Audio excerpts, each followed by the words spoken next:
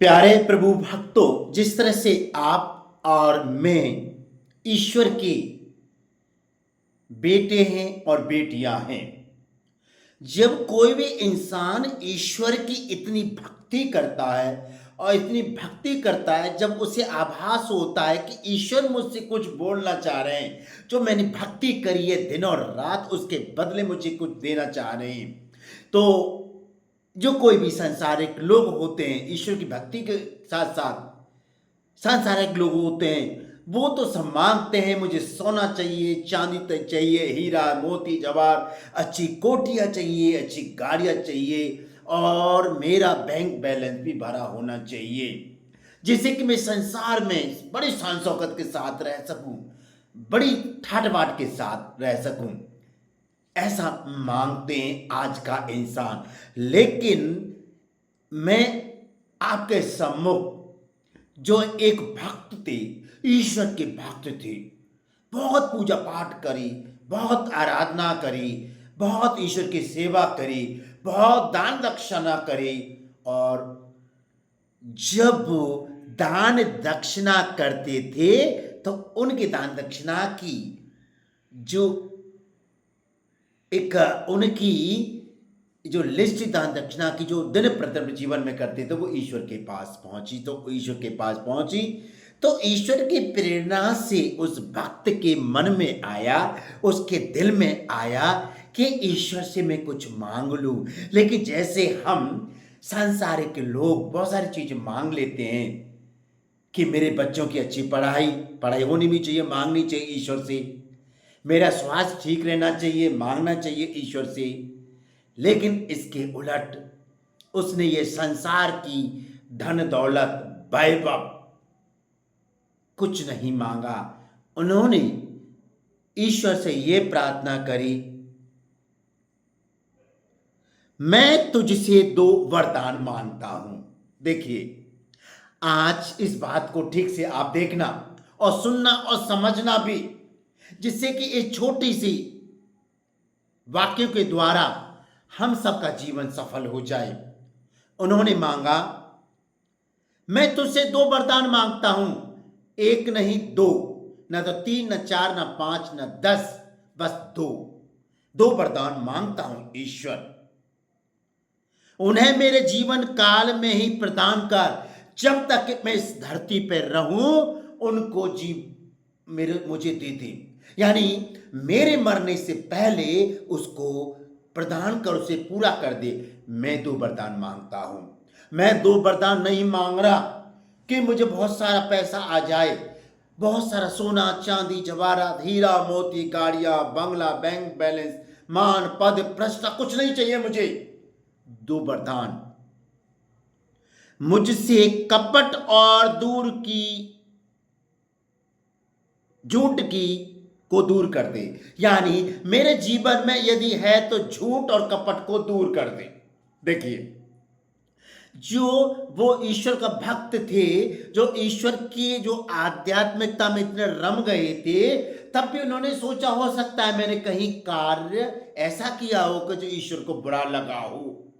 ईश्वर से मैं माफी मांगता हूं, अपने पापों के प्रायश्चित के लिए माफी मांगता हूं। उन्होंने बोला, जो मैं झूठ बोलता हूं, हो सकता है मैं झूठ नहीं बोलता हूं, लेकिन तेरी नजर में मैं झूठ बोलता होऊंगा। तो ईश्वर, मैं जो झूठ बोलता हूं और मेरे अंदर जो कपट की बातें हैं, वो दूर कर दे, मेरे जीवन काल में दूर कर देना। जब तक तू मुझे संसार में रख रहा है, जब तक मुझे यहां से दूर कर देना। मुझे सारी चीज नहीं चाहिए, संसार का वैभव यश मान सम्मान मुझे कुछ नहीं चाहिए। उसने बोला, मुझे झूठ, जो तेरी नजर में मैं झूठ बोलता हूं, मैं दिन प्रतिदिन झूठ बोलता हूं, मैं सुबह से शाम तक झूठ बोलता हूं, और झूठ बोल के मैं लोगों को मूर्ख बनाता हूं, लोगों को ठगता हूं, और लोगों को मैं ऐसी चिकनी चुपड़ी बातें कर लोगों को मैं परेशान करता हूं, लोगों को अपने जाल में फंसा लेता हूं झूठ बोल के। और मेरे अंदर जो कपट भरा हुआ है, लोगों को नहीं लगता पता कि कपट है, लेकिन मुझे पता है कपट है, तुझे पता है कपट है। तो ये कपट की बातें मुझे दूर कर दे मेरे जीवन काल में ही। मुझे न तो गरीबी दे और न अमीरी। देखिए, मुझे अमीरी नहीं चाहिए और मुझे गरीबी भी मत देना, जिससे कि मैं एक एक पैसे के लिए, एक एक जीवन की जो ज़रूरत है, जो आवश्यकता होती है, जो परिवार की आवश्यकताओं के होती है, जो बच्चों की आवश्यकताओं के लिए होती है, वो मुझसे गरीबी मत देना और ना अमीरी देना। क्योंकि अमीरी आएगी तो घमंड आएगा, अहंकार आएगा और सामने वाले को हम मैं कुछ नहीं समझूंगा, इसलिए मुझे अमीरी मत देना। मुझे आवश्यक भोजन मात्र प्रदान कर। मुझे ज्यादा नहीं चाहिए, मुझे इतना नहीं चाहिए कि मुझे मेरी कोठियां अनाज से, खाद्यान्न से भर जाए। मुझे नाम मात्र का मेरे सुबह खाना मिल जाए, मुझे दोपहर को मिल जाए, मुझे शाम को मिल जाए। मेरे बच्चों की जो दिन प्रतिदिन की जो आवश्यकता है वो पूरी हो जाए। इन ईश्वर भक्त ने ईश्वर से यह प्रार्थना करी। आइए हम सब वही प्रार्थना करते हैं ईश्वर से, क्योंकि जाने अनजाने में हम बहुत पाप करते हैं, दूसरों का दिल दुखाते हैं, झूठी मान मर्यादा हमारे सिर पर पड़ी रहती है हमेशा। हम दूसरों को अपने बाहुबल के द्वारा, कलम बल के द्वारा, धन बल के द्वारा, मान प्रतिष्ठा बल के द्वारा लोगों को नीचा गिराते हैं। ऐसा लगता है कि लोगों को हम उसको कल नहीं तो आज परेशान कर दें, कल नहीं तो आज मार दें, उसको मार दें, उसके बच्चे सोते मर जाएंगे। यदि कोई नौकरी कर रहा है तो ऐसा समस्या क्रिएट करें, ऐसी समस्या सिचुएशन क्रिएट करें कि वो परेशान हो जाए, वो सस्पेंड हो जाए, वो निलंबित हो जाए, वो और भी कुछ परेशान हो जाए। हम ऐसा सोचते हैं, हम ऐसा सोचते हैं दूसरों के, लेकिन यहाँ जो ईश्वर के भक्त ऐसा नहीं सोच रहे। बोले कि जो मेरे अंदर झूठ है, जो कपट की बात है, मुझसे दूर कर देना। ईश्वर मेरे जीते जी, यदि मैं मर गया और तूने बाद में उनको मुझे प्रदान किया, झूठ और कपट की जो थी मेरे अंदर, उन्हें तूने रिमूव किया, तूने वहां से मेरे अंदर निकाला, तो कोई फायदा नहीं। इसलिए मेरे जीते जी उनको तू दूर कर देना और मुझे इतनी गरीबी भी मत देना और इतनी अमीरी भी मत देना कि मुझे घमंड हो जाए। तो प्यारे दोस्तों, प्रभु भक्तों, आप ये समझ गए, आप समझ गए, मैं समझ गया ईश्वर क्या कहना चाहते हैं अपने वचन के द्वारा। तो आइए हम सब इस भक्त पुरुष की भांति, इस सज्जन नेक इंसान की भांति अपने जीवन में यही अपनाएं, जिससे कि हम जो सुबह से लेकर जो शाम तक जो हम अपना दैनिक काम करते हैं अपने जीवन की आवश्यकताओं की पूर्ति के लिए, हम शाम को जब बेड पर जाते सोते समय यह सोचें कि आज मैंने किसी को दुख तो नहीं दिया, मेरे व्यवहार के कारण, मेरी बोली के कारण, मेरी भाषा के कारण, मेरी चाल चलन के कारण किसी को दुख तो नहीं पहुंचा। ऐसा हम रियलाइज करें बेड पर जाने से पहले और ईश्वर से यही मांगे, ईश्वर मुझे तू रोटी दे, कपड़ा दे और छोटा सा मकान दे दे, और मुझे कुछ नहीं चाहिए, जो दिन प्रतिदिन की जो आवश्यकता है उसकी पूर्ति कर दे। यदि मैं बीमार हो जाता हूं तो वैद्यों पर जाने के लिए थोड़ा सा पैसा देना, और कुछ नहीं चाहिए। ईश्वर आपको आशीर्वाद दे। हमसे मन से, वचन, कर्म से या जानबूझकर या अनजाने में कोई पाप हो जाए तो हम क्या करें?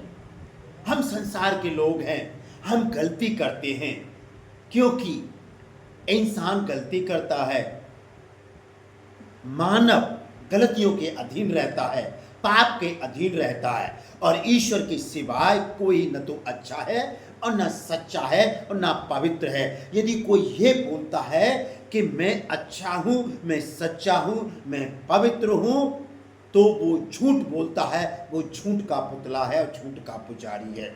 यदि हमसे मन से, वचन से, कर्म से जानबूझ के अज्ञान में कोई पाप हो जाए तो हम सोचते हैं दिन प्रतिदिन, सोच करें तो करें क्या, हमें नहीं पता हम क्या करें। हम दूसरों से हम शेयर भी नहीं करना चाहते, दूसरों से हम अपनी बात को साझा भी नहीं कर पाते हैं। यदि हमने जो पाप किया है, यदि दूसरों के साथ हम साझा करेंगे, हो सकता है फिलहाल तो वो सुन लेगा हमारी बातों के, कभी वो हमारी बातों को डिस्क्लोज ना कर दे।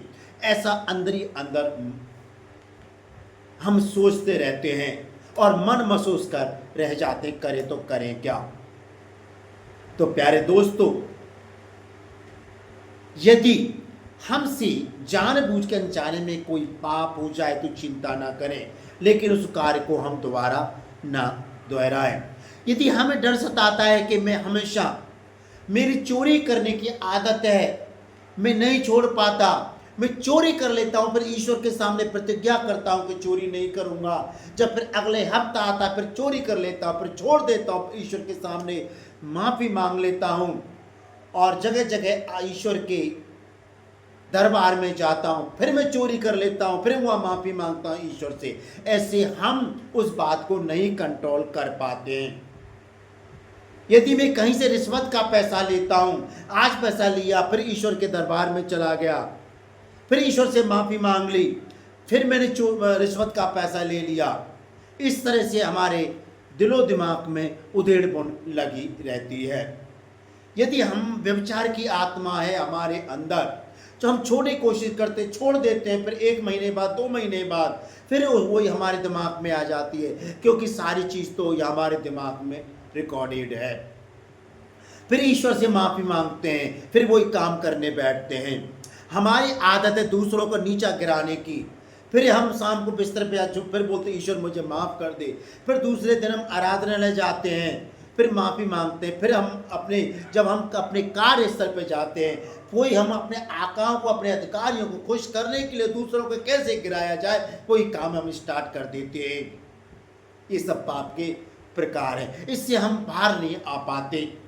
हम किसी की किस तरह हत्या करें, ये हमारी सोच रहती है। और अक्सर देखा होगा संपूर्ण भारत में या संपूर्ण संसार में कितनी हत्याएं होती, चोरी डकैती होती है, बलात्कार होते हैं। हम नहीं करना चाहते क्योंकि संसार ने हमारे दिल में, हमारे दिमाग पर इतना आडंबर लाद दिया, इतना जकड़ लिया है कि इन चीज़ों से हम दूर नहीं रहना चाहते और दूर रहने की कोशिश करते हैं कि हमारे अंदर पीयर प्रेशर आ जाता है कि हम इनसे दूर कैसे रहें। हम पीयर प्रेशर आ जाता है कि हमारे दोस्त हमारे सामने आ जाते हैं, हमारे दोस्त हमको बहका देते हैं कि ऐसा कर, इसमें कुछ नहीं होगा, चोरी कर ले कुछ नहीं होगा, उसकी हत्या कर दे कुछ नहीं होगा, दूसरे को खेत को हड़प ले और चोरी करके दूसरे को सोना चांदी पैसा लूट ले। यदि हम कहीं रहते हैं तो उनको तंग करो, डराओ, धमकाओ, नीचे गिराओ, हमारे ये दिमाग से नहीं जाता और हम इन चीज़ों के मकर जाल में फंस जाते हैं। लेकिन दोस्तों, मैं आज आपको बता रहा हूँ, यदि आपने कैसा भी पाप किया है वो ईश्वर आपको दूर कर देगा। धर्म ग्रंथ में तो ये लिखा है, यदि तुम्हारे पाप रक्त की तरह लाल क्यों ना हो, खून की तरह लाल क्यों ना हो, मैं उनको उज्जवल बना दूंगा, बर्फ की तरह बना दूंगा। लेकिन ईश्वर के सामने अपने पापों का प्रायश्चित कर लो, क्योंकि हमारे मन में रहता है कि मैंने व्यभिचार किया है, लेकिन ईश्वर से कैसे माफ़ी मांगूं। हम ईश्वर से माफ़ी भी मांग ली, फिर वही काम करने लग जाते, फिर डर लगता है कि संसार हमें तो माफ़ नहीं करेगा, नहीं बता पाते। प्यारे दोस्तों, मैं ये आपसे बोलना चाह रहा हूँ, हाथ जोड़ के गुजारिश है, आप ईश्वर में श्रद्धा रखो। आप जिस किसी देवदूत को मानते हो अपना आश्रयदाता, आप जिस किसी देवता को मानते हैं, आप जिस किसी ईश्वर में विश्वास करते हैं, आप उनके चरणों में चले जाएं, अपना सर्वस्व ईश्वर के सामने रख दें। ईश्वर, जाने अनजाने में मुझसे ये गलती हो गई, मैं गलती नहीं करूँगा, मैं इन गलतियों के जाल में फंसा हुआ हूँ, जकड़ा हुआ हूँ, मैं जीना चाहता हूँ ईश्वर, जीना चाहता हूँ, मुझे माफ़ कर दे। उन गलती को मत दोहराओ, ईश्वर माफ़ करेगा।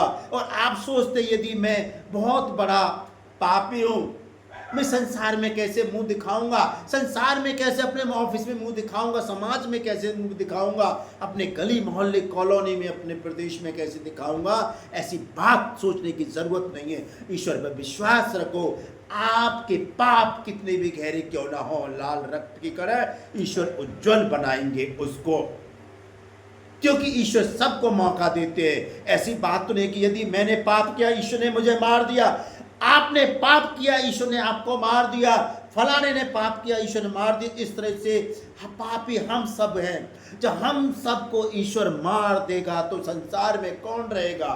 संसार वीरान हो जाएगा, संसार शून्य हो जाएगा। तो उस खुदा बाप की पिता परमेश्वर की आराधना कौन करेगा?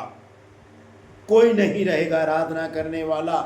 इसलिए ईश्वर हमको समय देते हैं हम सुधर जाएं। समय देते हैं कि यदि हमने जाने चाहे व्यभिचार किया है, चाहे ऑफलाइन व्यभिचार किया है, चाहे ऑनलाइन व्यभिचार किया है, चाहे चोरी करी है, डकैती डाली है, हमने किसी को परेशान करने के लिए योजना बनाई है, हमने किसी की हत्या कर दी है या हत्या करने की सोच रहे हैं, या किसी को जीवन को बर्बाद करने की सोच रहे हैं, उनसे ईश्वर के सामने माफी मांग लो। ईश्वर आपको माफ करेंगे, देश भी माफ करेगा, समाज भी माफ करेगा, माता पिता भी माफ करेंगे, परिवार भी माफ करेगा, रिश्तेदार भी माफ करेंगे और सारे लोग आपको माफ कर देंगे। लेकिन हमें अपने आप को ईश्वर के सामने समर्पित करने की जरूरत है। जो आपके बारे में बोलना है बोलने दो, कोई दिक्कत नहीं। बोलो कि मैंने पाप छोड़ दिए, आज के पाप नहीं करूंगा। मेरे अंदर में पापों से जाल में जकड़ा हुआ था, पाप के दलदल में फंसा हुआ था, मैंने सब कुछ छोड़ दिया ईश्वर के लिए। मैंने सब कुछ छोड़ दिया परिवार के लिए, पत्नी के लिए, बच्चों के लिए, पति के लिए, माता पिता के लिए, बहन भाई के लिए, समाज के लिए, देश के लिए। मैं ऐसा कुछ नहीं करूंगा। जब मेरे बारे में जो बोलना है बोल लो। तो प्यारे दोस्तों, अपने जीवन काल में हम सब गलती करते हैं। गलती छोटी हो बड़ी हो, गलती तो गलती होती है। कभी आप ये न सोचे मैंने बड़ी गलती की है तो ईश्वर मुझे माफ नहीं करेंगे। ईश्वर माफ करेंगे। ईश्वर माफ करने वाला ईश्वर है। पिता परमेश्वर प्रेमी पिता है, जीवंत ईश्वर है। वो हमारे सब पापों को माफ करता है। यदि हमारे अंदर दूसरों को नीचे गिराने की आदत है, इस परेशानी की है, ईश्वर हमारे पापों को माफ कर दे। ईश्वर के सामने अपने पापों की क्षमा के लिए माफी मांग लो, प्रायश्चित कर लो अपने पापों से। आप सोचते पता नहीं ईश्वर भी मेरे पापों को माफ नहीं करेगा, क्योंकि अब पापों के कारण बहुत सारी बीमारियों में फंस चुके हैं, पापों के कारण बहुत सारी समस्याओं फंस चुके हैं। ईश्वर के सामने दो शब्द बोल दो, ईश्वर जाने अनजाने में मेरे से यदि कोई गलती हो गई, मैं मानता हूं मेरी गलती क्या है, मैं आज के बाद तेरा अपराध नहीं करूंगा और पाप की जोखिम से दूर रहूंगा। देख लिए प्यारे प्रभु भक्तों, ईश्वर किस तरह से आपके जीवन को एक नया बना देगा। ऐसा नया बनाएगा, आप दिन दूनी रात चौगुनी उन्नति करते जाएंगे। जो पाप किया है उसको छोड़ दे, चाहे कैसे भी पाप क्यों न सही। यदि आप पाप के कारण हॉस्पिटल में भर्ती हैं, जब मानसिक रूप से अस्वस्थ है, तनाव में है, चिंता में, परेशानियां में, आपके शरीर ने साथ छोड़ने जा रहा है, ईश्वर से सामने अपने पापों की माफी मांग लो, क्योंकि वही सबसे बड़ा डॉक्टर है, वही सबसे बड़ा वैद्य है, वही सबसे बड़ा फाइनेंसर है, वही सबसे बड़ा न्यायाधीश है, वही सबसे बड़ा शक्तिशाली पिता परमेश्वर है। हमें हर प्रकार के मुसीबतों, दुखों, संकटों, परेशानियों, बीमारियों, अनिष्ट और मृत्यु से बचाएगा। और हमने कितने भी पाप कह रहे क्यों ना हो, आज के बाद कोई पाप नहीं करेंगे। हम ईश्वर के सामने माफी मांगते हैं, ऐसा हम कहेंगे। ईश्वर हमें धन धान से भरपूर करेगा, अच्छा स्वास्थ्य देगा, तनाव, चिंता अवसाद हमारे जीवन में नहीं रहेगी और हम अच्छे बलवान बन जाएंगे, शारीरिक रूप से, मानसिक रूप से, आध्यात्मिक रूप से और धन रूप से भी। ईश्वर आपको आशीर्वाद दे और आपके अंदर जितने भी पाप हैं, ईश्वर उन सब पापों को मिटा दे। हे ईश्वर, उन सब पापों को मिटा दे पिता परमेश्वर। हम तेरे बेटे बेटियां हैं पिता परमेश्वर, हम गलती करते पिता, क्योंकि शैतान ने हमको बहका दिया था पिता। अब हम शैतान के चंगुल में नहीं फंसेंगे।